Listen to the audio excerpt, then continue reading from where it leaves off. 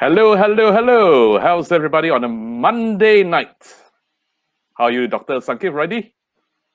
Awesome, man. Couldn't be complaining. Aloha, everyone. Aloha. Uh, Aloha, everybody. Well, if you're joining us here live, this is the very, very first time we're doing this. It's Health Ready with Dr. Reddy, the live version. Okay, we decided to do Facebook Live after we have finished our run. My name is Water Tay. Thanks for joining us. I'm, I'm Dr. Sankeet Reddy. Now, if I can, just invite everybody right now to actually, like and share our Facebook page, and also, okay, share this video because today we got some really fabulous topic that we'd like to share with everybody. So I'm gonna just take the time to just go to my Facebook page and just share with everybody. Yeah, I would like to do the same. And along the way, probably some friends would join in and everything else. But nevertheless, if you're watching this on a recorded version, hey, glad that you're with us today. Yep. And yeah, we have got some really exciting topic to talk about in today's show. So what do we have for us, Doctor, today? First of all, Water, I love your Aloha shirt. I love the vibe that it creates. It's got some cool vibe there. Yeah. All of us are missing traveling out of Singapore, so it is. It's just so bright, colorful, and Hawaiian. Yeah, not just traveling. I normally wear this when I host my events, especially the family days where big groups of people come together and have a great time. But of course, we know we can't have that. So it's a bit of a way of like, hey man, connecting to what I enjoy doing. Get over some blues and everything else. It's like, hey man, I'm working now, so yeah. And you got a nice t-shirt. Is it like a minion t-shirt that McDonald's is doing right now? What the hell? This is okay. So there's a story behind this T-shirt. Okay. This T-shirt is when I was doing one of my mental health projects. So this was an awareness run, a walk that we organized in Orchard Road. So this is a while back. So I'll just show you what the T-shirt is. It was so it says, "Walk with us, stamp out stigma." Yeah, it's to basically bring to awareness people's awareness on mental health stigma. Right. And talking about mental health, where people can ask for help when they are say like going through tough times and stuff. So we did a campaign for that. So it was good. It was done by AIC, one of the ministry bodies. So yeah, it was a good one. It was a good experience. So I thought maybe it's a good time to flash out my T-shirt. Yeah, I think this is very appropriate for today's session, and the reason why I'm also dressed up a little bit more colorful because we're going to talk about mental and emotional health. And sometimes when we discuss a topic like this, or when we talk about depression, stress, it can be a bit too moody and everything else. So we thought we lighten it up a little bit for everybody. Yeah, definitely. I think yellow is a bright color too. So I think when we chose the color theme for the walk, we wanted something that puts smiles on people and colors that like kind of lighten the mood. So there's a whole psychology for colors, right? So the smileys are yellow. If you realize when emojis first came out, the smileys are all yellow. Yeah, so we went with the same theme, said, okay, let's bring out some sunshine into everyone's life, and we chose yellow. Correct.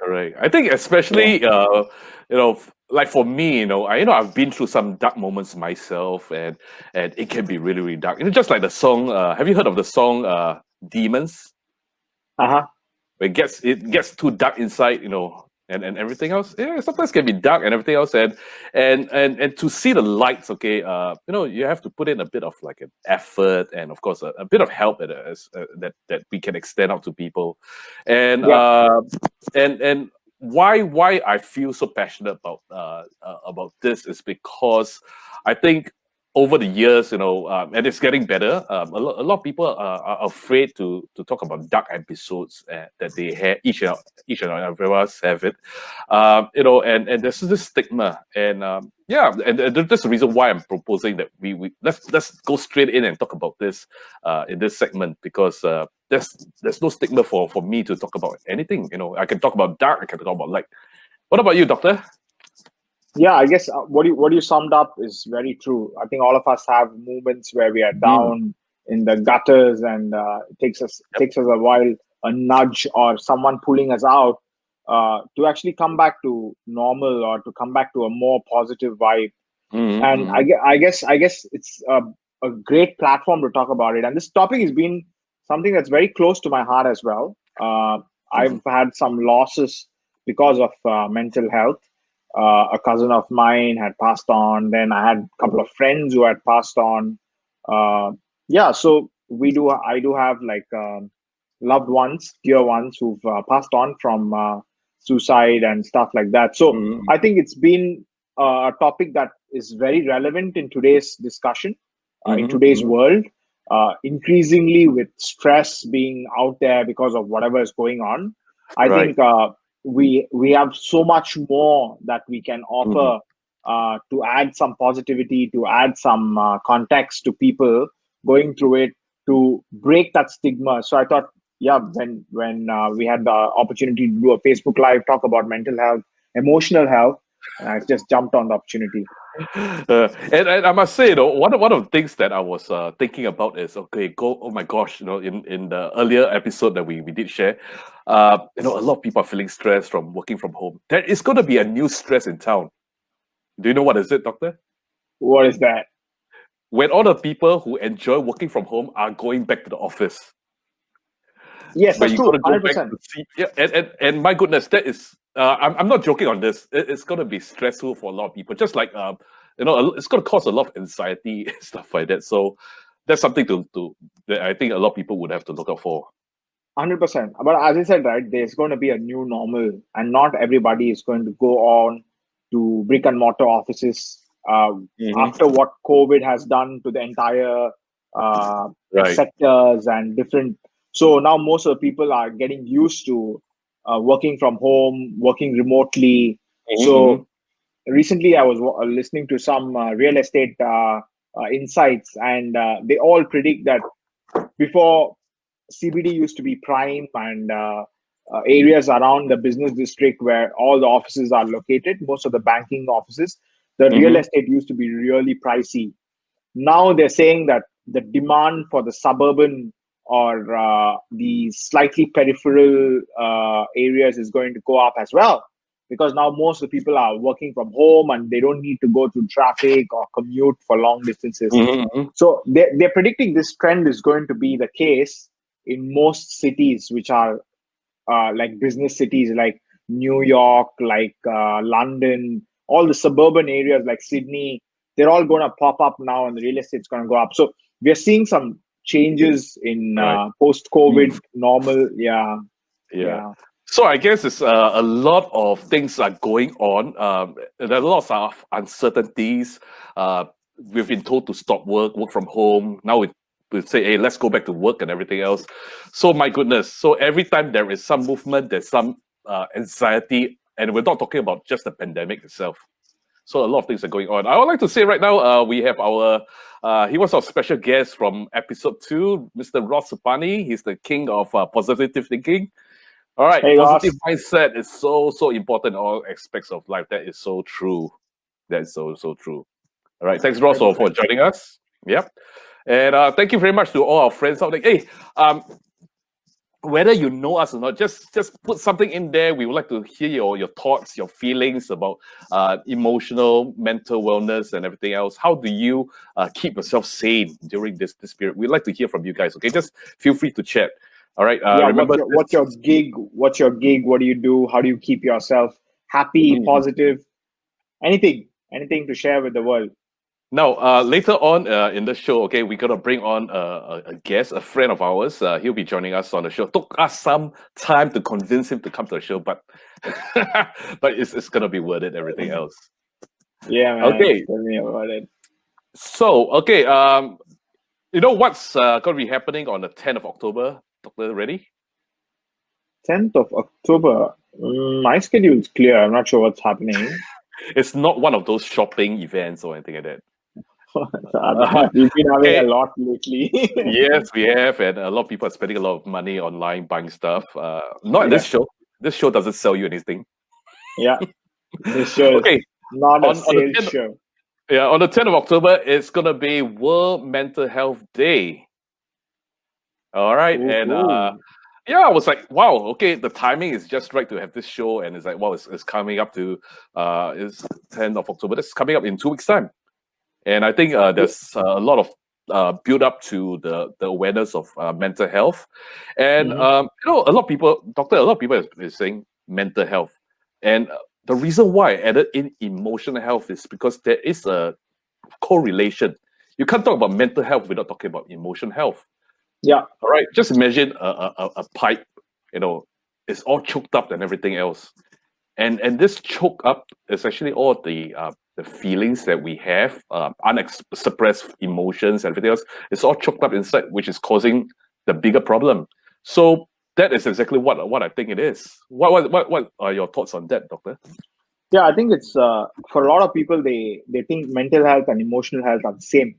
They think Mm-hmm. it's interchangeable, but I think the clear distinction is, as you said, emotional health is a lot more about being aware of one's emotions, whether it's good, Mm-hmm. bad, ugly, whatever the emotions are. Yep. They're just emotions, they're feelings, and mental health is what comes as a consequence A to re- that. mm-hmm. Yeah, as a result to that. So. Ultimately, they are both biochemical and physiological. That means there Mm-hmm. are chemicals that kind of activate certain feelings and emotions in you and even certain moods, right?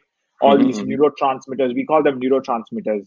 Right. Like, yeah, so the same hormones that play other roles, they also have a big role in emotional health. So that's how they are connected. And as you said, that example of the pipe being choked with all the suppressed feelings and Mhm. uh, experiences. Let's talk about negative experiences in this case. Suppose someone's gone through a lot of adversity and a lot of adverse events, and they're not coping well, and they've not been very resilient, and one Mhm. after the other, this thing piles up, and eventually that would lead them to have very poor mental state. Mhm. The Mhm. mood's going to be low, they're going to be chronically stressed, they're going to have, like, yeah, it's a downward spiral, right? Yep. Then you have mood issues, then you have mental health, you have Yep. depression is the kind of the end spectrum already. So Mhm. you see depression, and then after that you see dementia, which is more of a loss of memory, and you start to forget a lot of Mhm. the Mhm. experiences or memories. So So I think it that's a starts spectrum. off. Yeah, it starts off maybe the other side of the spectrum is perhaps loss of Yes. interest in your daily chores, in taking care of yourself, Yeah. and slowly it just slides down to the very very dark place. Yes, as I said, I think it's a stepwise sequence now. So the part that I think a lot of people miss it is when they are suppressing Yep. all the negativity that they suppress. Like, Yep. if they are like, they're not happy with their job, and but Mhm. they're still working there because they want to make a living, or Yep. they don't like their relationship, but they're still stuck in the relationship Yeah. because they feel they have very low self-worth, whatever the reason. So Yeah. then that kind of culminates to something Mhm. later on, where it's piled up, multiple layers are piled up, and Yep. then it leads to, like, say, depression, low mood, and other stuff like that. Yeah, and this is why I said it's going to be a huge problem for a lot of people, especially those people who have adapted to working from home, so used to, like, waking up at 8:59 and log on to the computer at 9 o'clock. I know you guys know what I mean, right? And and they're so comfortable with it already, and now they have to go back to the office, and maybe knowing that there's some people that don't. I used to work in office, so I know sometimes it can be let's say it could be a toxic place for some people, and that has a detrimental effect on one's emotional and mental health as well. I've been through that, so I know what is it like. Yeah, Yep. toxic environments and negative people, of Hmm. course, they have a big influence on how you would feel when you're Yep. in that environment. So toxic work cultures, especially, there are many Yep. companies that have that issue, Mm. and I think a Mhm. majority of them don't talk about it really, and it Yeah. just goes on. It just Mhm, goes mhm. on. But It's as you getting said, better, I must say. Yeah, it's getting better. I think more people are talking out right now. I mean, Yep. there's a lot of awareness about mental health, work And mhm. environments, and abuse and harassment and Yes, all that stuff at workplaces. leadership and whistleblowing policies coming in. So yeah, That's right. I'm so glad that there are lots of things in place, but still, rooms for improvement. So we talk about But I work. think Yep. one thing that I wanted to highlight is I think a lot of this starts from a school level at bullying, and that just Then, carries on into mhm. a much later stage into their work part of it. Yeah, But actually, kids experience this kind yeah. of stuff from school. Hmm. I mean, some families, like broken families, and they have abuse and all that at home. Yep. But I think a majority of them experience bullying in school, Hmm. which really impacts the emotional health of the child Hmm. while they're like developing. Yeah. I think in Yeah, my line of work, I have seen a lot of children who have been bullied, and subsequently, this pattern it repeats into their adult lives as well. They probably gonna have people in their life, as adults bullying them. It could be your toxic colleagues, or maybe a spouse who's doing all that, being replayed. But that's another story altogether. How I say. All yeah. right. So, which is the most happiest country in the world? The happiest country in the world? I've been waiting for I this. guess. Okay, so I was reading about this Mm. a few days ago, and I came across this whole ratings by the UN. So UN publishes this annual report called the World Happiness Index, and they Uh-huh. rate countries every year based on like certain parameters that they have kind of uh, come up with, and then there's a Uh-huh. whole process on how they do that. So Let the me guess. Let me guess. Singapore okay, is right just at the top. guess. Singapore is right at the top. Ah, no, you. From bottom. I wasn't surprised. I wasn't Yep. surprised when I saw what country was on the top, but Hmm. to remain on the top for 3 consecutive years, that's a big feat. That's an achievement. So I'm going to give you the answer. The answer was Finland. So Finland. Finland. So Finland is the happiest country in the world for the last 3 years based on the UN stats, Uh-huh. and Okay. they have like the statistics is based on surveys that they've done in like a subset of population, and they've got a whole statistical way of doing it, and they Hmm. look at income, they look at safety, they look at trust Right. that people have in the system, then they look at livability, they look at environment, they have like a whole gamut of things that they look at. So Finland was on the top. In fact, the top five countries are all those Scandinavian and Right. Northern European Mm. countries, Norway, Netherlands, and around that place, lah. Mm. So, in short, the environment plays a very big part in how we feel. 100%. I think Whether it's in environment the plays a work, your country that you live in, the climate, the safety and everything else, all this has got an impact. yeah, it is. I Hmm. don't see how it wouldn't impact.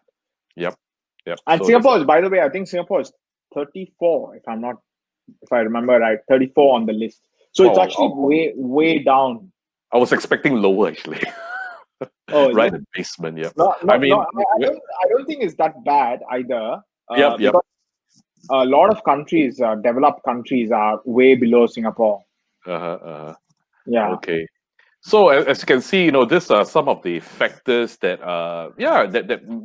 maybe a lot of people when they talk about depression or poor mental health, they don't really talk about the other factors. And maybe myself and Dr. Sakif, well, in a way, we have been exposed to some of our early trainings and teachings by our mentor Harrison. All right, so we have been maybe exposed to finding out the root causes of certain things, whether it's it body chemicals or the environment, work itself. Because like I said earlier on, why I'm wearing this is because I'm feeling a bit stressed up and everything because of the lack of work.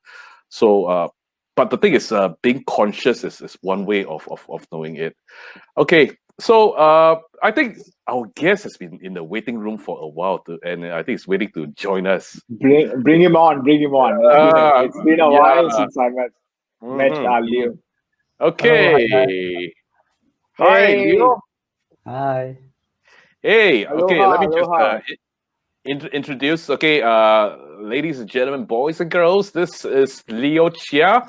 Now, Leo is actually one of our behind the scene guys mixing the visuals on our set for our Health Radio with Dr. Reddy show. If you've not watched it, please do watch it on our Facebook page.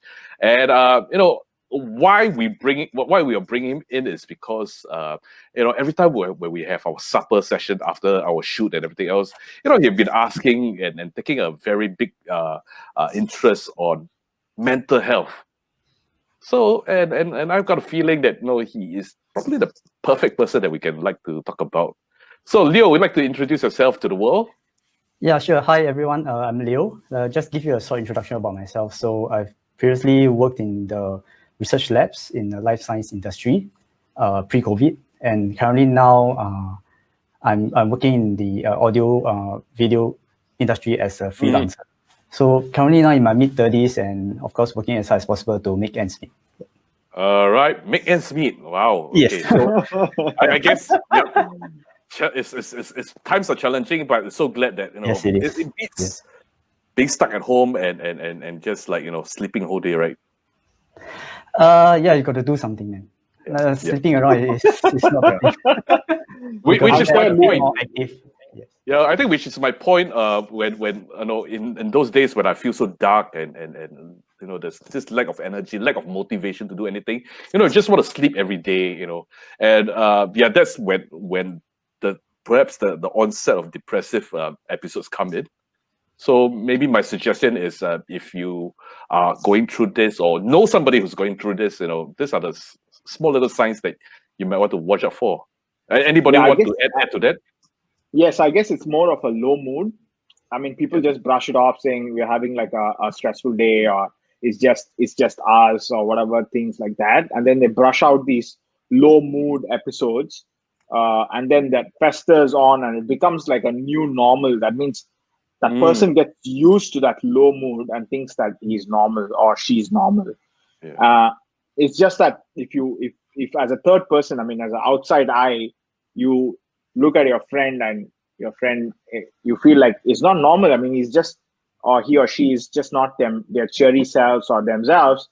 You can just always ask them, hey, is everything okay? Do you need something? You want to go out for a coffee, get some sunlight, go for a run, whatever, to engage them. So I think that makes a big difference to a lot of people. I think to add to that is really kind of really more than just extremely sad. You really lose interest in a lot of things, even the things that you like to do, the things you're passionate about. And there's always the issue where suicidal tendencies to come into play. They creep into your mind, especially at night when you feel really tired and your willpower is down. You don't seem to be able to fight this war. For some people, it could be just a passing phase, but for some, it can be chronic and it comes in again and again, cycling day in, day out, and at some point also to affect other people. Leo, are you sharing in the sense that you have been supporting somebody like this? Yes, I do. Strangely, I think I have friends that while casually talking, they actually divulged to me that they're feeling depressed and the things they would do. And strangely, at the start, I did not quite understand how it happens and why it happens. And I think as a natural listener, I went along with it.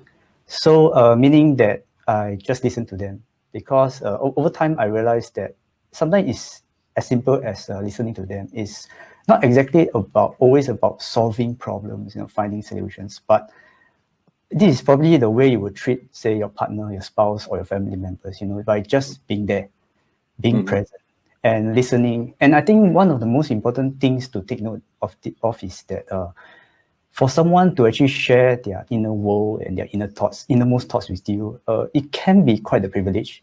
But yet, if mishandled, it can be quite a burden as well. So yeah, so I think what you can do is just listen to them, bring no judgment to the table, right?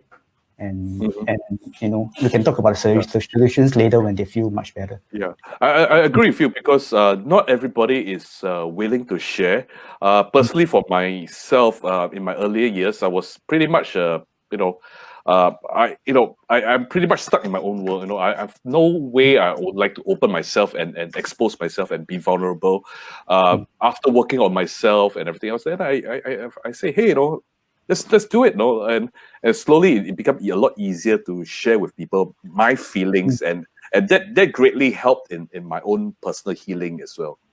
Yeah, Yeah. and I also think water because I how much of that of you feeling comfortable to share is because you were surrounded by positive people who are supporting you to talk Mhm. about it, or Yep. who are trying to put in more positivity into your daily life, and that actually impacts a lot. And I really love what Leo brought out.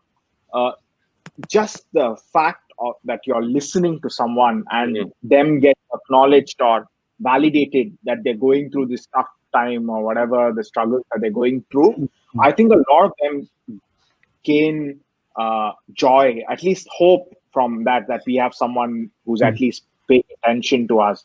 Because things Exactly. like attention, acknowledgement, and all these are needs that nobody consciously talks about or is aware. So I love what you said. There's just being there and listening to people sharing. It makes a big difference to a lot of people. Mhm. Mhm. Yep. And maybe just to set a bit of context, because Leo actually used the word empath. So there are, for those who are not too sure what empath means, empath are people who are very attuned to feelings. They have what you call a sixth sense, which is actually nothing like woo-woo or spiritual or anything like that, but just this innate ability to sense other people.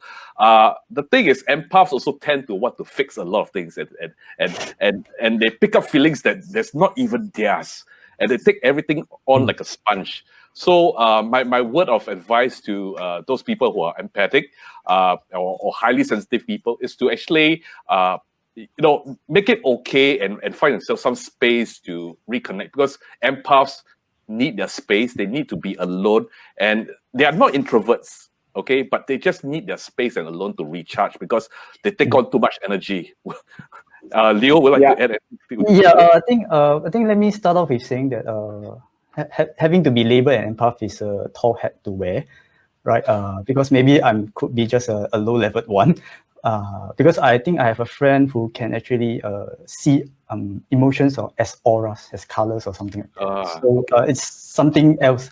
So as for me, at the start, let me just share something simple. At the start, when you're much younger, you're less in touch with your emotional self. You tend Mhm. to feel that your emotions are akin to like a roller coaster. It goes up and down anywhere, everywhere, but you don't exactly understand why and how. Mhm. So I Mhm. think there are two keys to that is to first have this self-awareness that what is happening. And sometimes in life, you need pointers from others. Like say someone asks you a critical question like, why are you this way?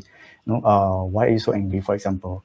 And Mhm. second, I think is to at some point to know yourself. So when you undergo a certain journey of self-discovery, then you realize that actually emotions are a big part of you. It's something you have to accept. You cannot run away from it because Mhm. being in denial of it is going to be detrimental to yourself as well as to others.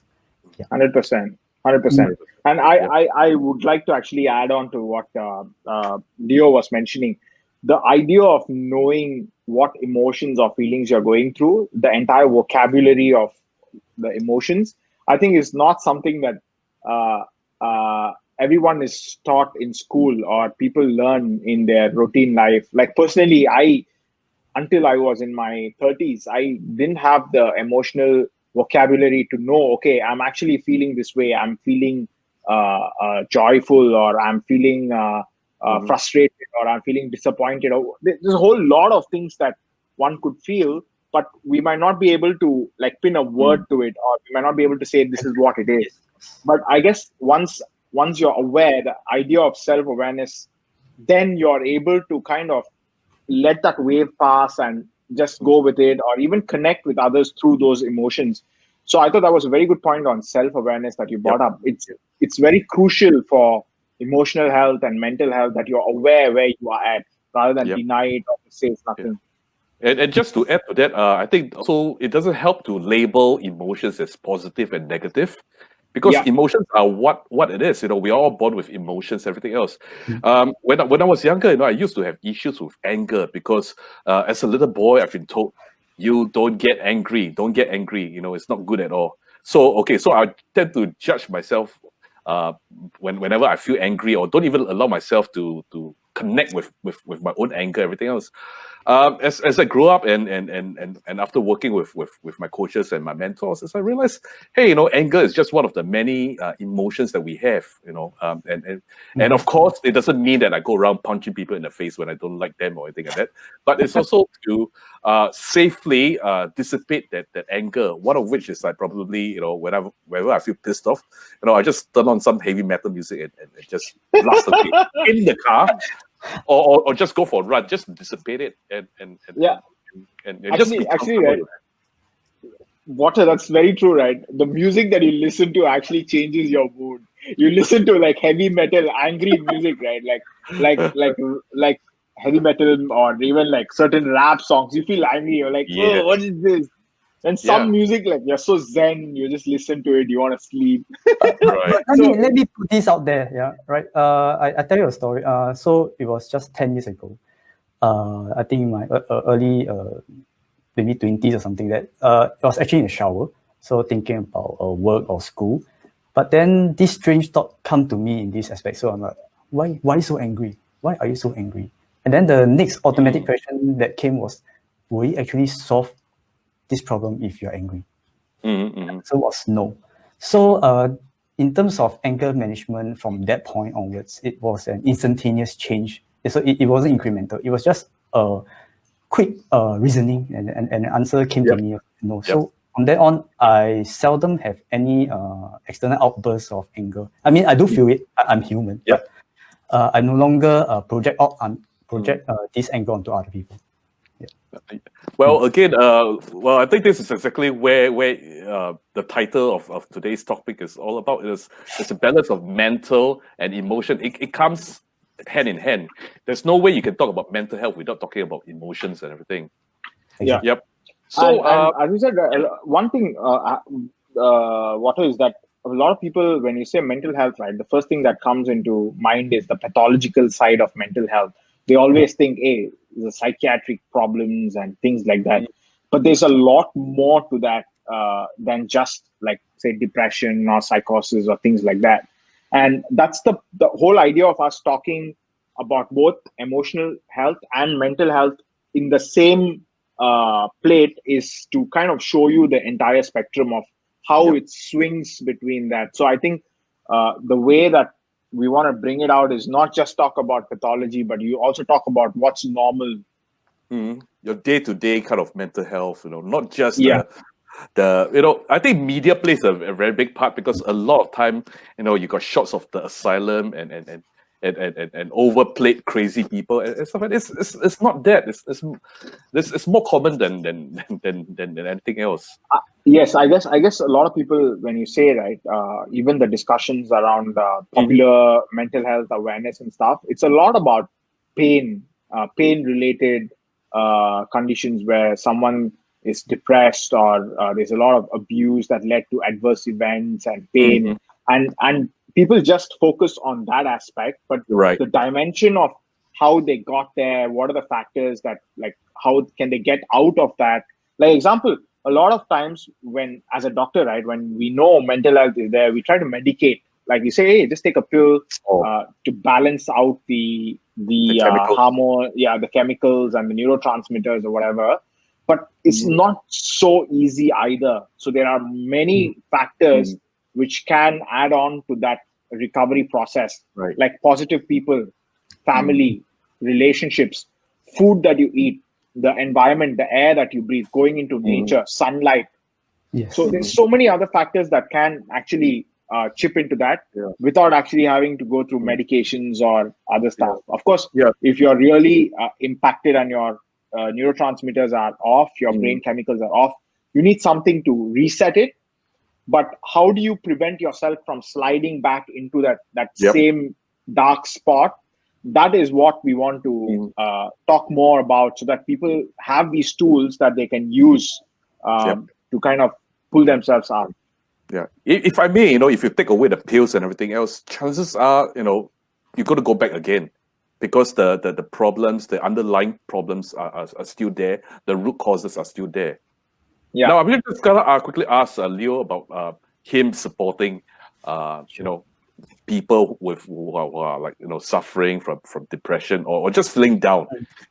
One of the apart from being there and talking to them, what are some of the ways that we can be there for our friends or people, or for our family members?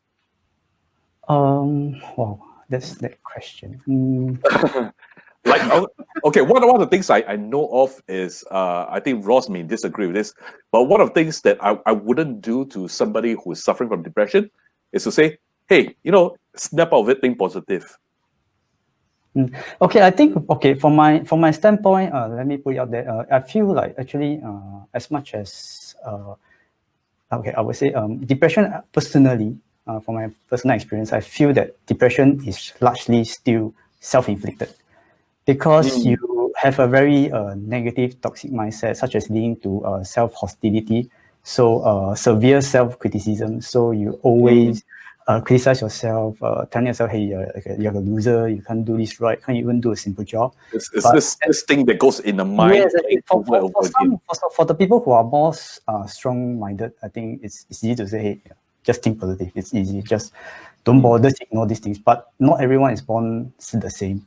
So for the weaker-minded people, I hope to add that, just want to say that it is possible to overcome this incrementally. So do take baby steps. It is possible. So it comes with practice. So you need to learn to sieve out the negative thoughts, right? Bit by bit. Yeah. I mean, you don't say just change it within a day or two, but you need to. I think it's getting it out of the system. So whenever I feel like, I'm having a down day or pissed off or anything like that, one of the things I've done is, let's say, just by channeling the energy through, maybe, for example, the keyboard, or just to write it out and everything, what I really feel, and getting connected to the feelings, I think that helps a lot. But of course, it takes a bit of energy to want to move, because when you're really down there, you just want to sleep and not do anything. Yes. So to add on to that, actually, I've realized that you need to be self-aware first, and actually tell yourself that you are the master of your emotions. Do not be enslaved by it. You need to know that they are there, but not be terribly consumed or overwhelmed by it. I think bit by bit, you need to do this frequently, so that it etches into your subconscious mind. So that every time when things go bad, you weigh out the pros and cons, and then you actually start to think positively, and then you get there someday. Yeah. I actually like something that Harrison mentioned to us once, Water, about you let the wave of emotion pass rather than try to come under. Yes, rather than be consumed by it, you let it pass. You just write it off, and once it's passed, then you don't have the same set of emotions that would have been if you had just percolated and stayed there. And that's something that the more you get self-aware, and the more you feel like these are passing emotions, you can, I think you can get a better gauge of where you want to be, where you want to consciously put yourself. And yes, as you said, this is a huge area which I guess is not as straightforward as just strong-willed person or weak-minded person. There's many factors that I guess are, in fact, like biochemical. Like someone might have hormonal issues, someone might have things like gut problems, trauma, like past trauma, like completely suppressed in the past. Like they might have had like a abuse event when they were like 4 years old, and that will kind of have that impact subconsciously for the rest of the life. So there are many factors. I guess it's not just straightforward saying someone's weak-minded or strong-minded, which I guess for a broad perspective, I think the doctors or even a lot of people can say, hey, you're like this, you're like that. But I think there's a lot more depth and dimension to why someone goes through events like that. So, Leo, how do you normally take care of yourself? I think going through life, I realized that there will be a lot of moments where you need to first be self-aware, and then you need to know when you're going to reach the brim in terms of like anger, stress, and stuff like that. So you really need to actively recognize this and prepare yourself for winding down. So you need to know that you need a lot more me time for self-reflection. Me But time, I I think think I that's want to great.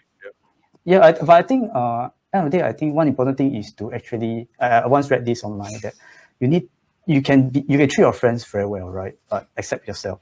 But sometimes you need to see yourself as a third person. You need to stand up from yourself and actually treat yourself as a friend. And then I think the message out there is to really be kind to yourself. Okay. It's a relationship with yourself, right? Yes, that's Yep. right. And I think compassion for self is really, really important. And especially and I think back to where Dr. Reddy you mentioned about Harrison talking about the waves and everything else, it's also making it okay not to feel okay. I think that's a good start to begin with, to accept yourself where you are instead of beating yourself up or being critical about towards yourself. You have a used to bad do that day. a lot. Oh, you have a bad day, and you just say, "Yes, I feel like shit," and there's no Yeah. like mincing with it. And then just say, "Okay, what do I do to make myself feel better? Yep. What can I change?" I mean, and then just move with it rather than deny that you feel like shit, and then take it out on like say your girlfriend or boyfriend or your pet or something like that. Yeah. So I think that awareness, the self-reflection and self-awareness forms like a key. I Right think there. also apart from that, I think sometimes is despite knowing that you have these emotions and you're feeling stressed, sometimes it's also not always good to focus on it because you will always be admitting subconsciously to yourself, I'm feeling stressed, I'm not doing well, and this like that. So sometimes you need to just know it's there. All right, take a little bit of action, do something else, shift that focus. You just know it's there. Don't harp on it. Yeah, If you can. self-criticism part of it, lah. The self-criticism That's right. part of it kicks in, right? Mm. One other thing that I really felt we very undermine is memory loss, because recently also I saw very young people coming in for memory issues, saying that we keep forgetting stuff. In fact, I used to experience memory issues, like I tend to forget where I put stuff and all that, not very conscious and stuff like that.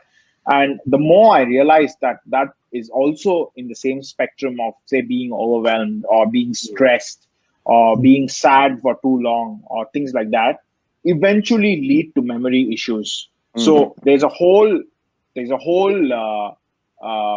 increase in dementia in countries, I think across the globe. Singapore, especially because people are living longer, dementia is also, the incidence is going up and up. And a lot of that is coming with the spectrum of depression and other mental health challenges. And that's something that I guess if they handle that way before it gets to that point where they get memory issues and they start to have these dementia stuff, I think they'll have much better quality of life in their golden years. And this is, I think, for everyone now. Okay. Actually, there's a lot that we want to talk about, more. but I guess we have a limit to what we can say in today's session. But thanks a lot, Leo, for pointing out some of the great experiences that you've had, how you supported your friends, and it was wonderful. Actually, I learned a lot from the way you. Thank you for this opportunity to share my insights. Okay, it's good to see you. And yes, once again, please take care of yourself, Leo. Okay, because empaths really, you don't have to take on the whole world to be yours. All right. Okay, we'll see you again. Supper. All right. Take care. See you. Okay. Ciao. Thanks, man. Right. Awesome. Okay, so good to see our teammates coming in. SRX. So where do we go from here? So we did talk about emotional health together with mental health, things that we can work on. Okay, the root causes of some of the depression, and we did in such a fun way because I'm enjoying myself. Yeah, it's actually quite a good conversation there. The dialogue is very good, and And Leo surprised me, man. I mean, he's got like lots of experiences that he supported his friends, and how he Yes, yes. how he's worked through his own Yeah, challenging times and yeah. stuff. So good Yeah, conversation. one thing I know about empaths is they tend to be very good coaches and counselors and teachers, and because they're patient and they're so in tune with the feelings. So yeah, maybe Yeah. that's a new direction that Leo can look into. Be a Yeah, we coach would like to actually, or yeah, counselor. maybe talk more to him. I'll catch up with him sometime Mm, out of the dimension of what we're doing, and mm. I want to learn more about how he's been. He's actually quite genuine when he talks about his Yep. experiences and how he supported stuff. So it's a good thing. I mean, he's some of the things Mm, that he said were very, very true. mm. And Okay. I'm really excited about this whole thing about talking about mental health and emotional health. There's so much more depth to what we can Yes, talk. I think we need And to do this again for one more episode. What do you think, Doctor? yeah, I completely agree. And I think we should do this for 1 month. Like, you should do it, Yeah. uh, like, keep Mhm. this as a central theme, Yep. because I have Yep. so much Agree. more stuff that we can talk about. And a lot of people, I guess, they are tunneled into what mental and emotional health is, and I guess we can, Right. even if we can expand that a little bit Mhm. to give them a better perspective and some Mhm. tools to kind of work work through those tough times Right. and kind of Mhm. bring in some positivity. I think we've achieved why we are doing this, Yeah. so I Correct. would love to do this for a longer time. Yes, I agree with you. I'm already off my head. I'm thinking about, okay. Yes, we have people who are working from home who needs the support. Yes, we are like 6 months since circuit breaker, or is it 5 months since circuit breaker? And yeah, the people may have adapted to work from home, but there are, I'm very sure, underlying stress from working from home and how to better manage that. I'd like to do support those people who are going back to work as well, because it's gonna be just imagine, you're so comfortable working from The your bedroom, transition. the transition going back, going out, let's say Raffles Place, 8:30 in the morning with all the crowd and everything else. My goodness, it's gonna be so jarring on your senses. It's Yeah, gonna Yeah, so it's gonna be a bit of challenge for that. And also one I of the also things have that some. I feel very Go on, passionate go about on, go on. is children. Um, Dr. Reddy, you mentioned something about in the preview session about supporting somebody young preparing for the PSLE. Yeah, I've got something Yeah. this thing for children going through the stress and rigors of our education system. What are your thoughts on this?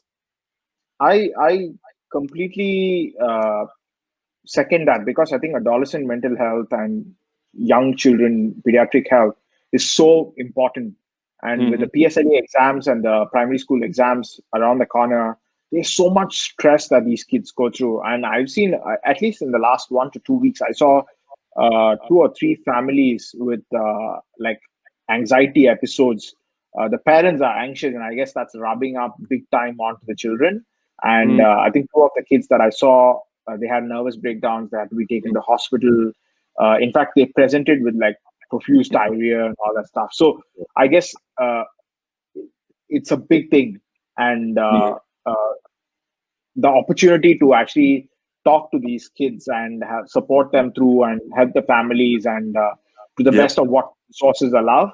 And I Hmm. guess it's been a fulfilling journey Yep. to support the kids. And I want to talk more about it because I think a lot of people will connect with this, because a lot of parents and children who are watching this show can benefit from some of the tools that we will share in the future episodes. Mm-hmm. Yep, yep. And yeah, I was just reading this article about the Gen Zs, which are people born after 1995, 96, to our present generation. There's a tendency for them to be more um, susceptible to depression and anxiety. So yeah, maybe in the next show, with some hard facts and everything else, I would like to discuss more on this. To touch on that, yes, as you said, right, the generational differences, is, the resilience factors change from generation to generation. Of course, Mm-hmm. the post-war generations are going to be super resilient. They have their own ways to cope with all these stress factors. The newer generations, which have not known certain adversities and all the detriments of the forefathers, of course, they have a different set of needs and wants and how they evolve. So I guess that's a great topic to talk about, and we have a lot more coming up. Yep. And I think one of the things that you have been waiting to talk about is the correlation between mental health and emotional health together with food. Yes. That's right. That's right. We touched on that. We touched on that a bit, I guess, in our Health Ready show. Episode In 3. Episode 3. Yes, I think it's episode 3. Yes.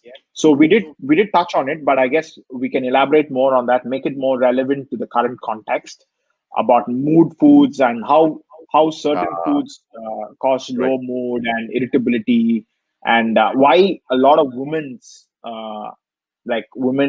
suffer through mental health challenges in their menopausal time, or even around the perimenopausal time. Mm-hmm. So I think there's a whole relationship between hormonal health and mental health. So there are many areas that define how one's mood is, and it's like a interrelated thing. So these are things that I'm really passionate and want to talk about more and more. But I'm just being mindful of the time that we had allocated. So we will have to do that in another episode. Yeah, the time just sped by. It's like I'm looking at the clock. It's like we're 51 minutes into it already.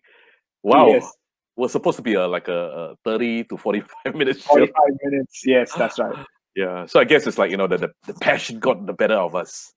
And like Harrison said, passion has got lots of anger in it. Okay, so it's great, and I would like to say thank you very much to all our viewers. Yes, you're out there, and all those people who are watching this on the recorded version. Thank you so much. I sincerely hope that you have brought some value to it. And Dr. Reddy, before you sign off, you're gonna sign off as well. But I would like to have you show off your shit one more time. One more time? Okay, I'm gonna show that. Walk with us, stamp out the stigma. All righty. Mental Health Awareness Singapore. Yep. Awesome. Okay.